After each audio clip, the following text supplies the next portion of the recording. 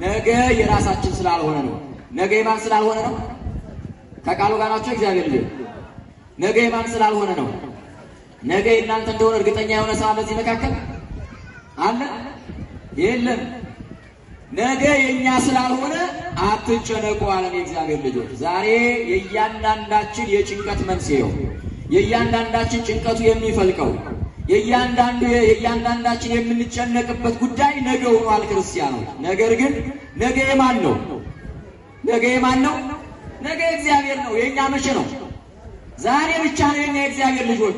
ዛሬ አሁን ነው የኛ። ዛሬ ሙሉ ቀን እንኳን የኛ እንደሆነ ማረጋገጫ የለንም።